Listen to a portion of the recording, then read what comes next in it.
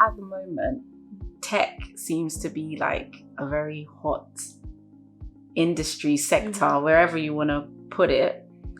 Why do you think is such an interesting space to work in or be part of? That's a very big question. I think because technology is what drives a lot of innovation today. So loads of the stuff we use there's some background to do with technology in it. The apps we use, where we go, even like how we get to places. And so it's quite popular because it's what's driving the future, basically. And the future is technology, isn't it? Trying to make everything more efficient and sharp and digital and all this stuff. And so there's a lot of attention on it. And because there's also a lot of money in it, if you get there first, like you will be very good in the future. And so people are everyone's trying to get a step ahead of each other. And it doesn't matter kind of like what area it is. For example, you can apply technology in the medical industry. You can apply it in what other industries are there? Teaching, anything. And so I think that's also why it's so big, is because it can help a lot of areas. Sure. And did you have a technical capacity before you went into that? Like, were you quite a technical person? And I'm still not technical. My role is not technical. Okay. And that's one, I feel like that's one, what's the word where it's like, that's one myth of working in tech. Is that you need to be technical. As I said, at business management, there wasn't anything technical about that at all. I didn't have one module that was computer science. You know. And in the world of tech, you still need business people, you still need finance people, you still need HR. Like there's areas that you will always need. And so, I was not technical by any means, but there's always that opportunity if I wanted to now to jump into that because I'm in the area. What if someone is watching and they want to be part of this technology movement and they might not know exactly where to start? What would be your advice for how they can go about exploring out? Just final words. I want to just reiterate that you don't need a technical background to be in tech. And as I said before, try something. If you're interested in the industry, try something, because you never know where it might take you and if you might actually really enjoy it. That's it. Okay, great.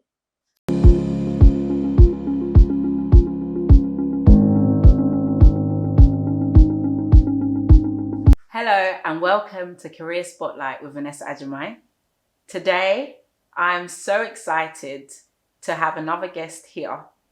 Make sure to stay tuned and subscribe to this channel if you want to continue to hear amazing career journey stories and to hear about the choices and decisions that people have made to get to where they're currently at or where they're going.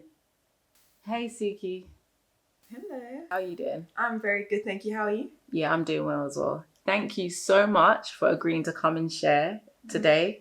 It's my pleasure. Yeah, and for taking that time out. So, without wasting much time, let's get straight into it. Tell us a bit about what you do right now. So, I work for a tech company. It's Vodafone. And my current position is a partner performance assurance manager. Mouthful. And essentially what that involves is that we don't make all of our products, as most companies don't. You usually work with another organization. And so it's just making sure that the people or the partners we're working with are performing to the level that we want for our customers. Great. So we'll dive deeper into that shortly. Before we do, let's go right back to your early years of education. If you remember as far back as GCSE, what subjects did you pick at the time? So I chose, that I can remember, geography, textiles, and business studies. There we go. And then the rest, most of them were mandatory. And I had triple sciences. And that's all I can remember other than like maths and English. That's fine. That's quite a long time ago. And do you remember like your motivations for picking those particular subjects? Yeah, so I chose geography for the reason, at least in our school, they told you don't choose a topic because of the teacher. And I chose geography because the teacher, then she left. And then I chose business studies because my dad had a business, so I thought that would be relevant. And also you got to go to Thorpe Park. So I chose that. And then textiles because it was the only design and technology topic I was actually interested in out of the options. I didn't want to do, what was it, resistant materials or the other one. Yeah.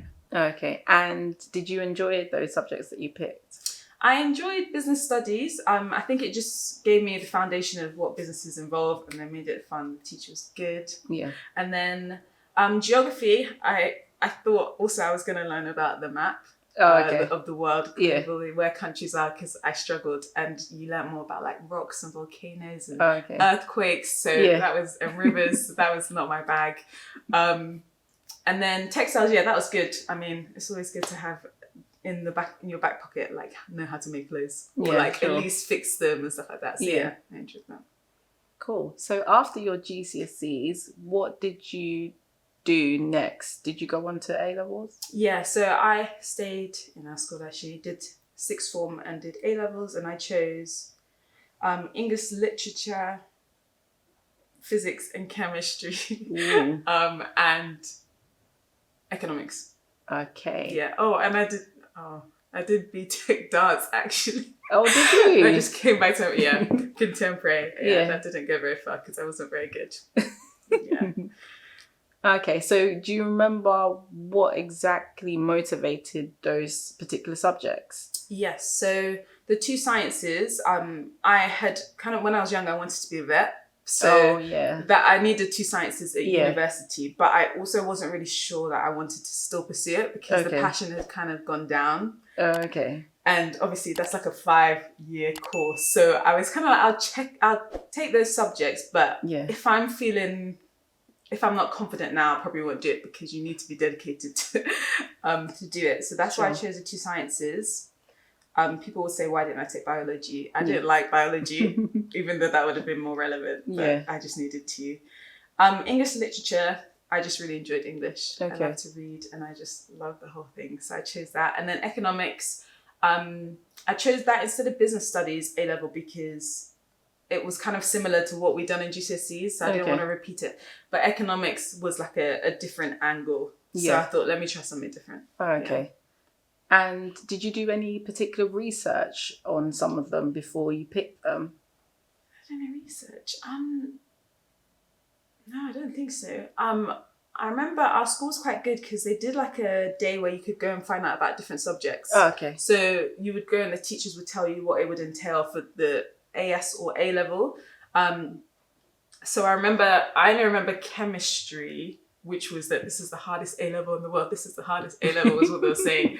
But I needed a science, so I chose it anyway.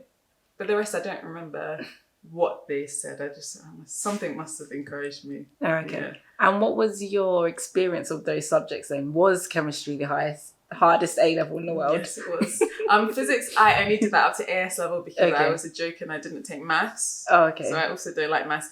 But physics is basically maths. So I don't know how I managed to get through AS, to be honest. I got a scrape with a C. But yeah, that was the one that I kind of was like, okay, no. And then the rest, those were all good. And now I have forgotten the question. So what was the question again? The question was what your experience was with the subjects. Oh yeah. And then English literature, I love that one. So that was kind of just where you like analyze every sentence, all that stuff. And then the books were there.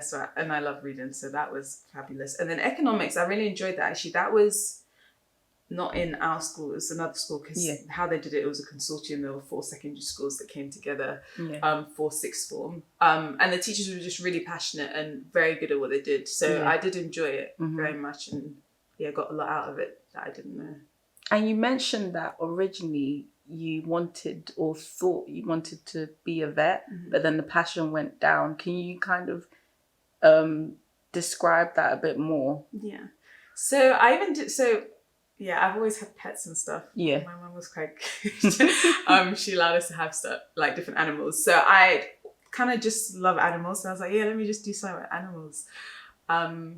And so I remember in year 10, we had the opportunity to do work experience for a week. And I actually did that in a vet in, I think it was Elm Park or something. Okay. And I loved it. I actually really enjoyed it. I wasn't scared by the blood or anything. I really enjoyed it. And then I don't know, I just felt like, I like animals, but do I need to be a vet?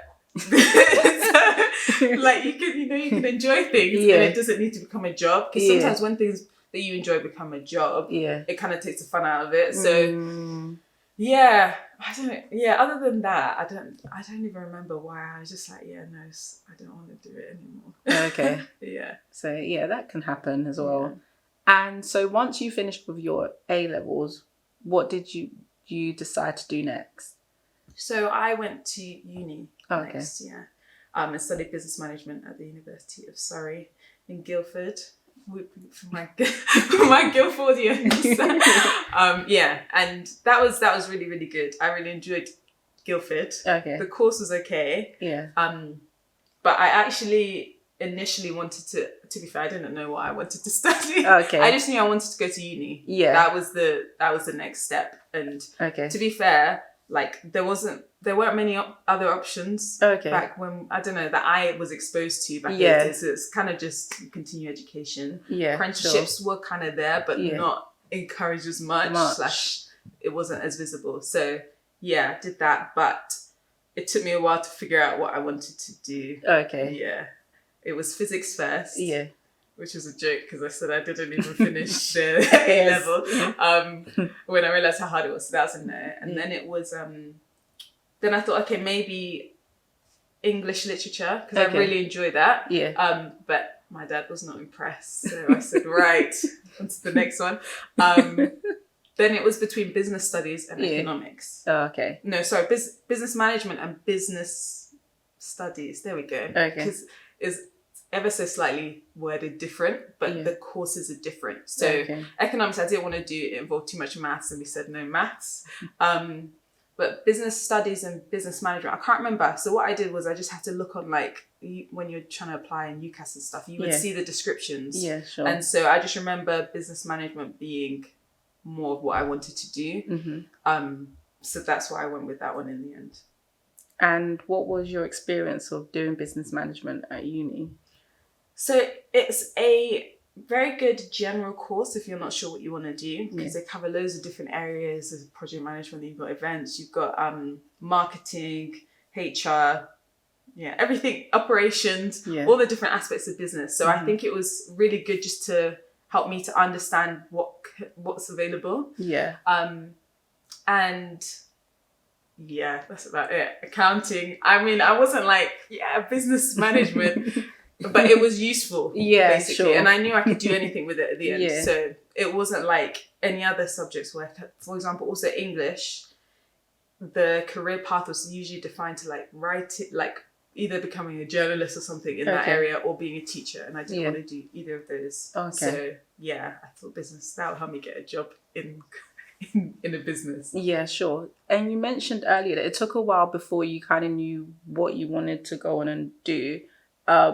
What initiated that idea, like in terms of what exactly you want to go into?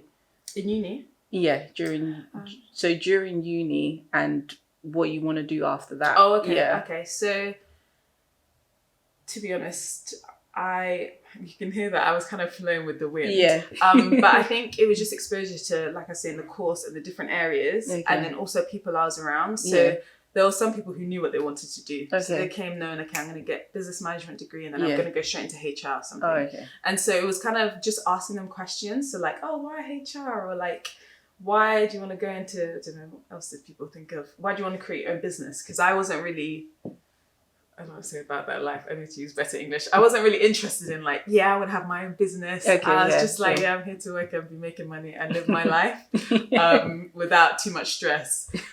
So just hearing what other people's experiences were. And then you also do loads of case studies. So that was giving me insight into like how businesses work and what can go wrong. And then just giving me exposure to what exists. Yeah, sure. And so my uni also actually had a placement year, which was actually one of the reasons why I chose it. Because I heard in the Vine that having a 1-year experience helped you to be a bit more competitive and attractive to companies once you graduated. Yeah. So from just speaking to people, I chose HR as my route for like, okay, let me go and experience this for a year. And so that's kind of what helped me to get to figure out what I wanted to do after, to be honest. Oh, okay. So then you did the industrial year placement then? Yeah. Where did you do that? So I did that in London, Yeah. at a law firm called Bird & Bird, and I was in HR for a year. Yeah, recruitment specifically. Okay, and how did you find that experience? I loved it, to be honest. Okay. I mean, if you hear law firm, you're like, you loved it, but it was known to be one of the law firms that was a bit more relaxed, so it wasn't as like strict, like everyone's here, you hear like from 9 or from 8 till like 10 p.m, but that one was a bit more relaxed and it had a better culture. And then I just like to speak to people and to talk, as you can probably gauge. And so I really enjoyed kind of speaking. You meet loads of different people every day, different candidates. Yeah. And you also work with external recruitment agencies. So it was also about building relationships with companies outside of our direct one. Yeah. Yeah, and I liked helping people get jobs. So, I mean, obviously there's people that you say no to, of course, but it also helped me to understand kind of the importance of HR. Okay. And sometimes when you get a no, you're kind of like, oh, why? Yeah. And sometimes it could be like, it sounds unimportant, but it could just be that you wouldn't fit in the culture or in the team. Yeah. And although it doesn't sound that important, no one likes working where no one is liked or you don't like it. To try and avoid that, you have to be a bit strategic in choosing candidates. So it was just eye-opening, and I like working with people, so I loved it. That's interesting. After the placement, and you're now in final year, what actions and steps did you decide to do then? So from the year industrial placement, I kind of decided, I want to be a HR assistant and just work my way up.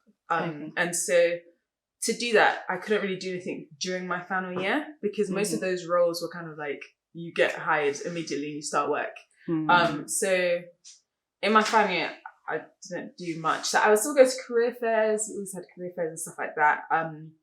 And funnily enough, there was an app I saw. It was advertised on, I think it was YouTube that it popped up. And it was an app called Debut. And I know that they don't exist in the same capacity as they did back then, unfortunately. But the aim of the app was to get companies to come and ask you to apply for their roles. So they were trying to flip the kind of recruitment process on its head. So instead of you just going and applying, they would ask you. And that was based on like a limited criteria. So I think in the app, you would just put in what you studied, what your grades were, etc., and then your background. And so through that, there were also events that we could go to. So there was one specifically that was about women in tech. And so I didn't know anything about tech, but I was like, free event. And there were loads of different companies going. So you had like Microsoft, Vodafone, Bloomsburg, and others that I can't remember. So I went along, and it was just interesting to hear what exists in these different industries, like from their mouths. And so from that, from the app, I actually got fast-tracked. So one of the benefits of the app is that if a company wants you to apply, they could get you to skip some of the stages. So I don't know if you've ever been to assessment center, well, graduate scheme, but there's like 500 stages usually, which is in normal English is like 5 stages. And that includes psychometric testing, then like an online interview, then maybe an assessment center, then another couple interviews. And I wasn't really about fighting people to get a job because graduate schemes, they're very competitive by nature anyway. And as I said, I like a simple life. So but because I'd been fast tracked, it meant that I didn't have to do the psychometric tests. So I was able to just do the online interview. So through the app was how I got the graduate scheme in Vodafone. And then the rest was history, to be honest, because it was just a very smooth process for me.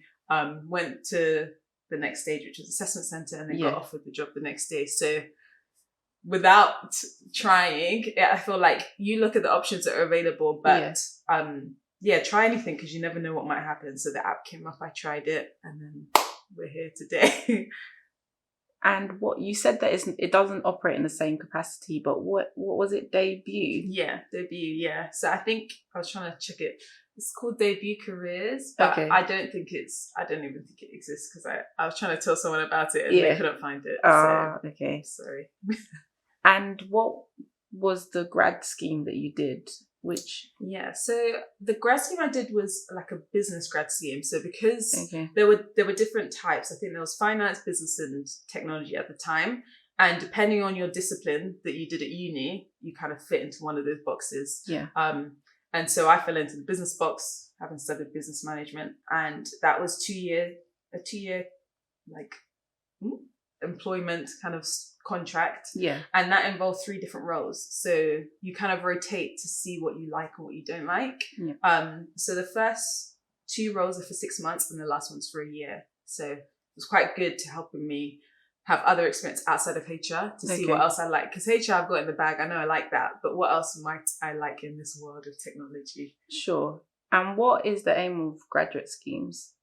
So I think the aim is to try and help like get you to a basic standard in corporations. So obviously you're coming out fresh out of uni, like your understanding of how the corporate world works, depending on your industry that you go into, is very limited.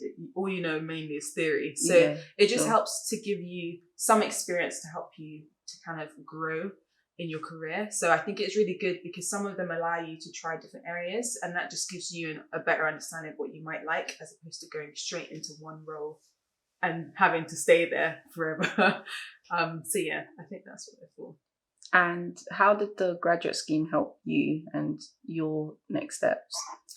So yeah, so my experience is that it taught me what I don't like, which even though it doesn't sound like much, is actually still good, because then I know, okay, don't go into sales.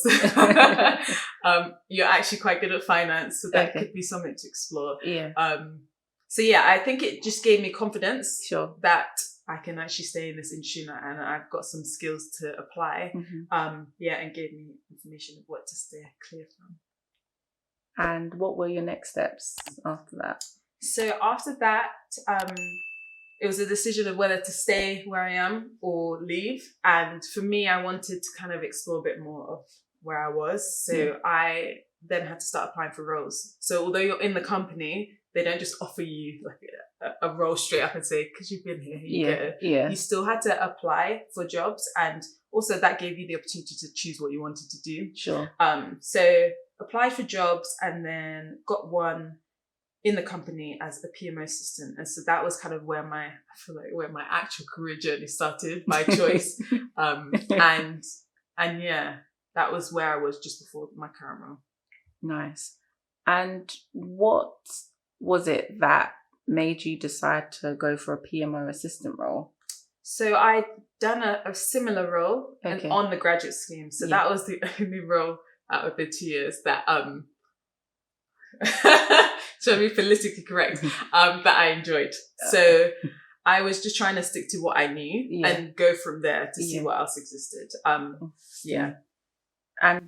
what were the elements of that PMO assistant role, like the duties and tasks?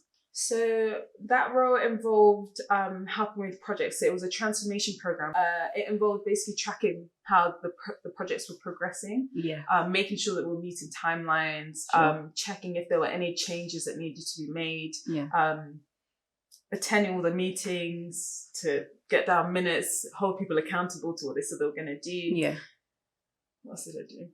Loads of document repositories. So like, where do we store all this information? Who's keeping it up to date and checking that it's still relevant? That was it in a nutshell. And what skills did you develop during that process? Organisation skills. People depend on you to be organised. So if they're looking for something, they'll come to PMO assistant. Where is this thing? So you need to be organised and make sure things are in the right place, and also that you know where things are. Also helped me to learn how to manage stakeholders. So it was Vodafone we're dealing with, but it was also another partner we're dealing with. And so it's kind of like building those relationships so that they give you the information you need on time. And then if it's not on the record, trying to get off the record information. So just, learning how to navigate that side. And also how to interact with people who are kind of more senior than you and learn how to present things to them and share information. So there's a lot of and time management skills, because there are deadlines. At the moment, tech seems to be like a very hot industry sector, wherever you want to put it.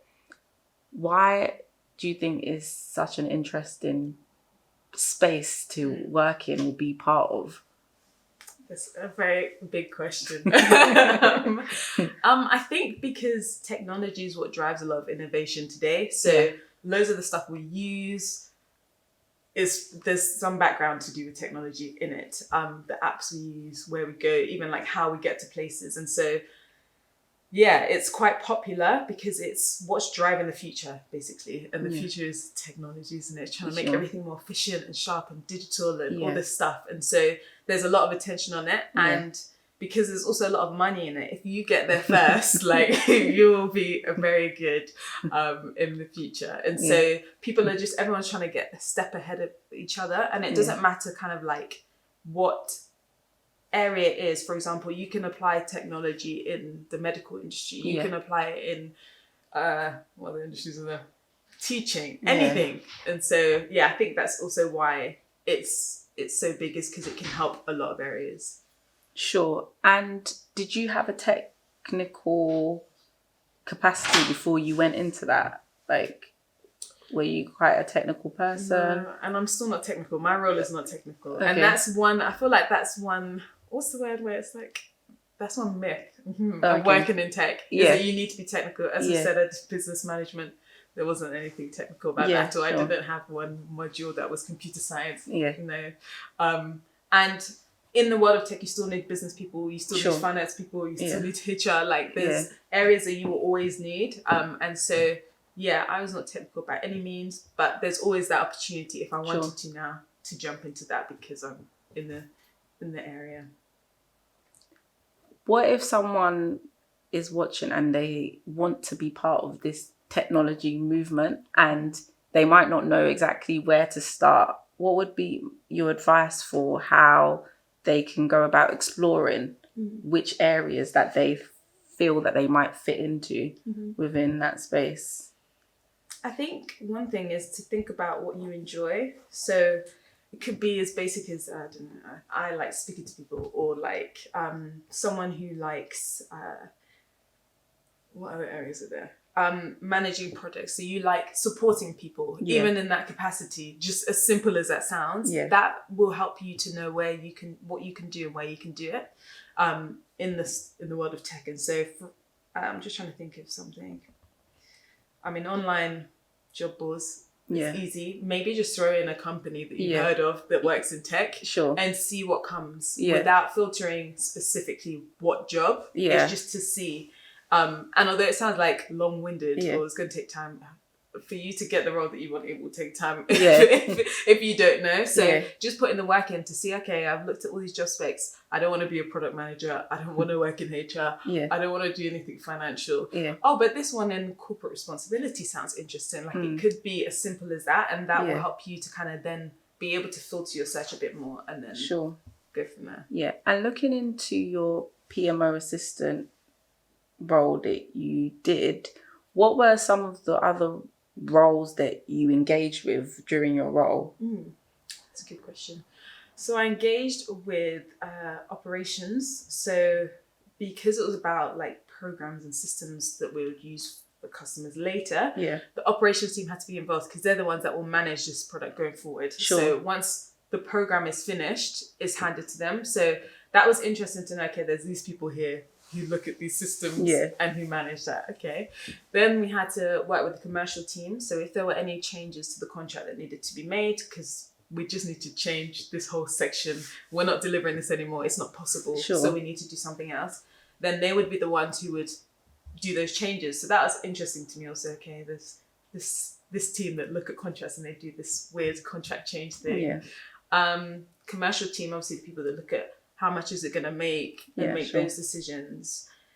The technical people. So obviously we're meant to be delivering something and most of operations specifications were quite technical. So we had to work with those teams and the architects. So like the solution architects to see, okay, they would come back to us and say, okay, we're not going to be able to do this thing because what they're sharing with us isn't going to work. Then it was kind of, oh, why isn't that going to work? So we worked with them as well.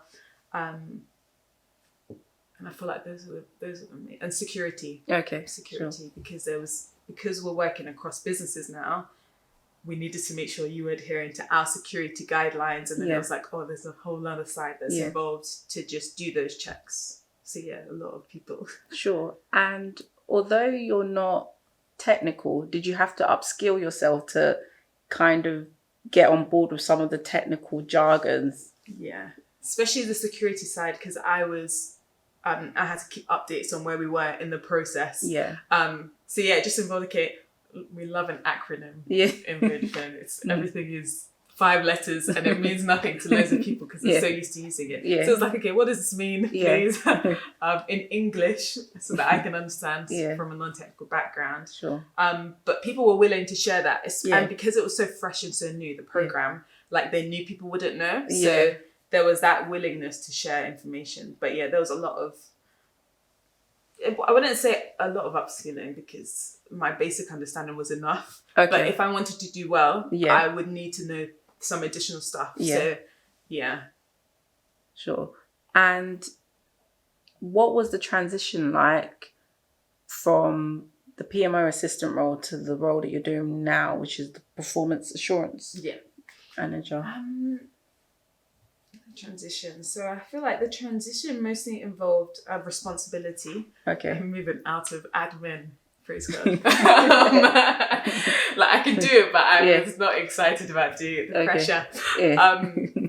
So I say the responsibility changed, and also the kind of levels of responsibilities in terms of like what they say you're going to do on paper, but also that you are moving up a grade, if that makes sense. So now you've got a new world that you're looking at. So you're responsible for a different area that didn't exist before because it was quite a new role. And so I'd say the transition mainly involved now I actually have to know what the products are. Okay. Because I need to look at the contracts and understand the contracts. Okay. So it was the contract knowledge and it was upskilling on what the products were. Yeah. And then I feel like because I had the experience of working across partners in my PMO role, that just transitioned across. So that was helpful. I didn't need to learn that one. Yeah. But yeah, just say learning about the products was now something I'd been avoiding, but I had to like get my head down. What is cloud? Yeah. Sure. Which you hear, I mean, iCloud on the phone, but like, what does it actually mean? So that was where the learning had to come in. Sure. And how did you come about that particular role title, like performance assurance manager, especially with it being so new? Yeah, so, and this is one thing about tech, why people like it also is it's always changing. It's cringe, but it is always actually changing. So I had a conversation with my manager, funnily enough. Okay. And I was kind of like, right, I want to move out of this PMO, please. The time has come. But I don't really know what I want to do, but I like these things, which is why earlier I said like it's important just to know what you like because that can help you to know where to go. And then they realized there was a gap in the team that we're not doing this activity that I'm now doing. So we need you to do that. And then they just put some words together and the rest is history. Yeah. What does a day in the life of a performance assurance manager look like? If there is one? Okay, so that's such a like the actual term is very generic. So partner performance assurance is looking at you assuring partnerships, full stop. Okay. However, my role is specifically looking at service levels and reporting. So service levels in English is just like there's terms that the partner agreed to perform at, full stop. And so I'm looking and measuring, like I'm looking at their measurements and making sure that they are within what we wanted them to be as contracted earlier. Yeah. So a day in my life looks like, okay, let's bring it to the exciting days. So end of the month is looking at, okay, they will send us their measurements of the service levels and I will review They as suppliers. Suppliers, partners. And then I'll review them against what they should be the service that they should be providing. Are the numbers where we would expect them to be? Were there incidents that like they didn't do according to that service level? Then it's having those conversations with them to organize a meeting. Why did you not meet that service level? Yeah. And then I need to report that to my internal stakeholders. So in Vodafone, there's people who want to see how our partners are performing because we've signed these very expensive like partnerships, Yeah. and they need to be delivering. And so then it's sharing that upwards, and then also looking at this is across different areas. Yeah. So this is across security. This is across where else are we? Like just customer operations. It's across. Oh goodness, my brain is not going blank. It's when you switch off your brain from Friday. I don't work anymore. Yeah, loads of different areas basically. Commercials and stuff. And so it's then sharing that with the relevant stakeholders internally, so that they have that information. What else do I do in a day? I'm still kind of in charge of some of the stuff I did before. So there will still be the things like admin and SharePoint and that application. Yeah. And then looking also at how we can improve. So there will be some like improvement activities that were mentioned last month when they didn't meet it. Yeah. What's been happening since then, creating dashboards to share. So I work with like a data analyst person who creates those dashboards for me. Once again, I don't do it.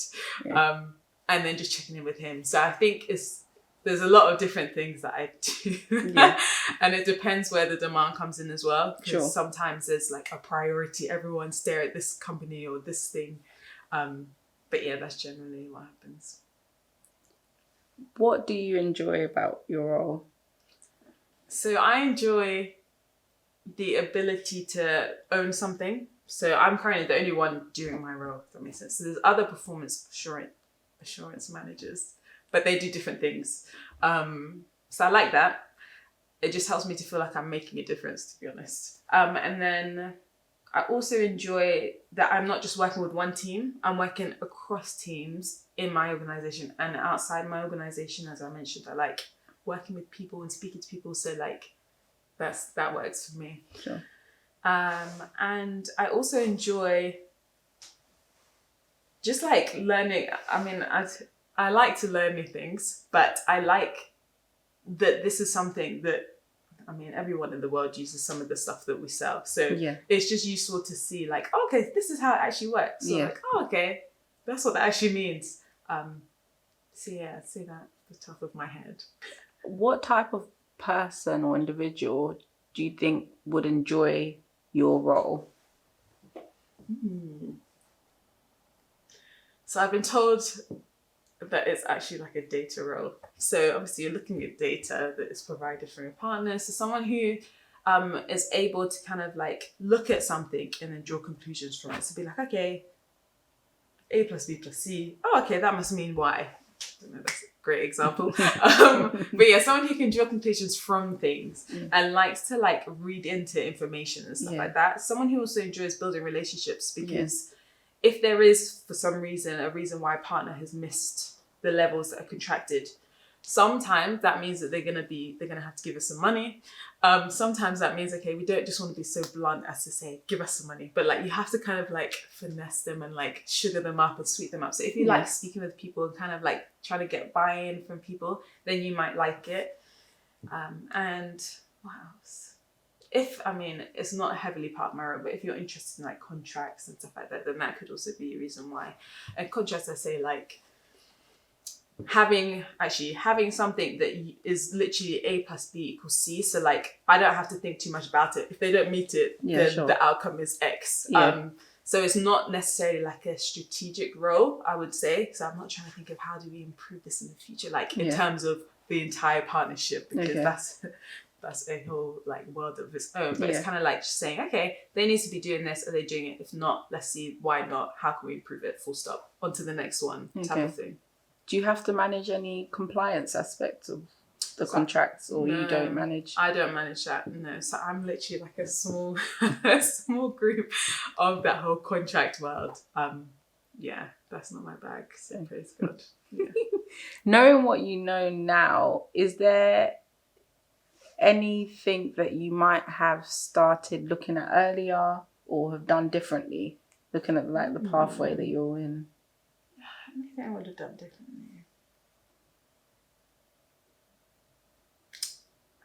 That's a very good question. I think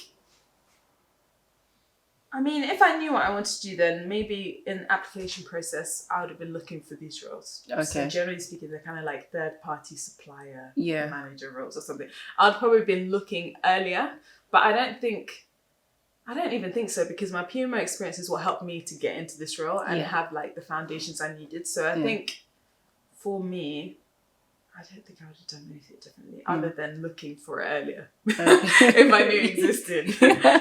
Yeah. Sure, that makes sense. And how does it feel to work for like top 10 telecoms company? Is that something that you think about? No. No, I don't think about it. I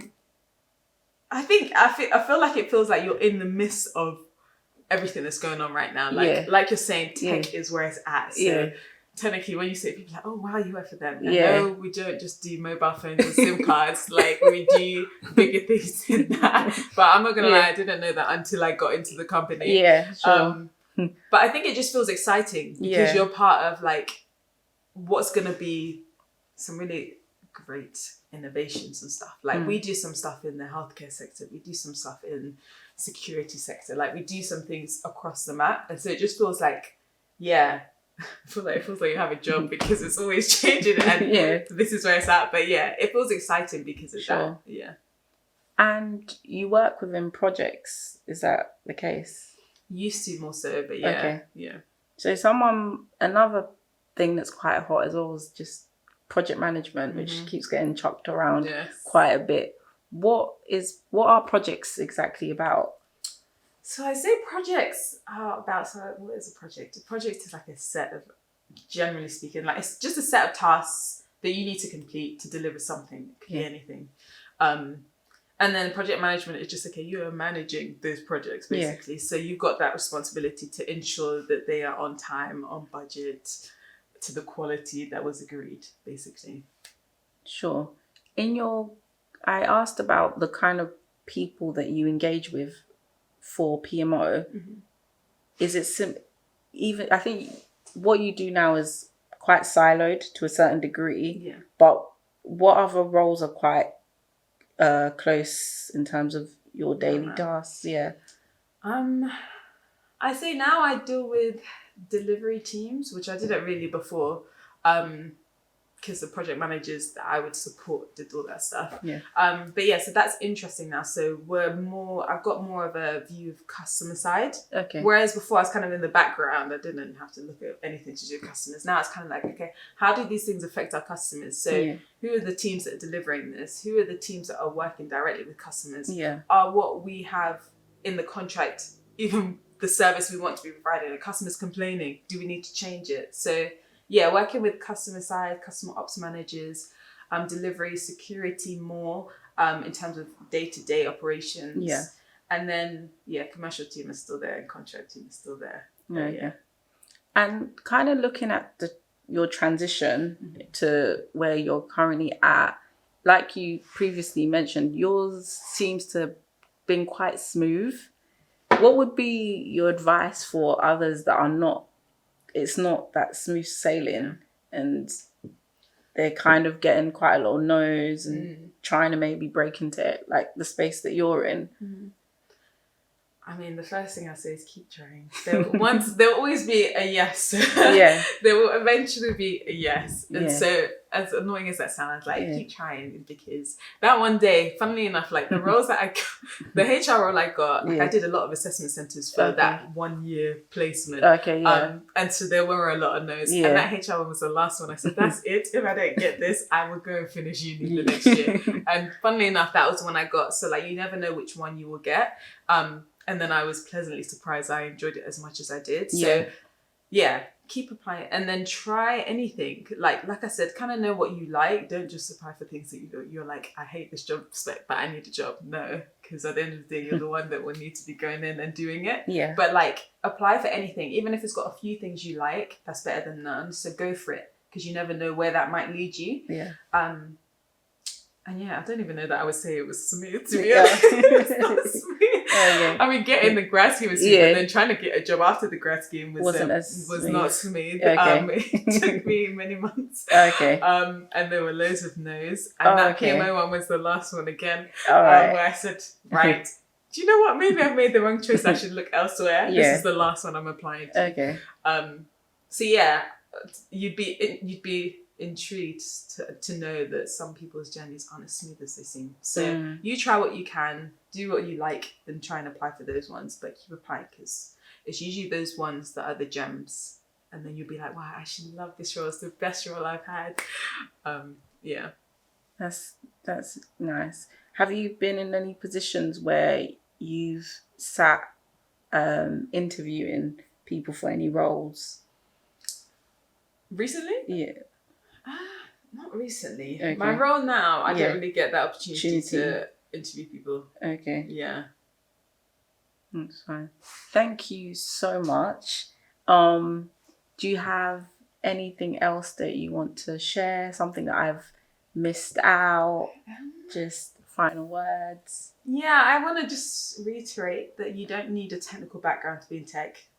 And as I said before, try something. If you're interested in the industry, try something, because you never know where it might take you and if you might actually really enjoy it. That's what I'll say. Okay, great. The part that everyone wants to know about, the salary.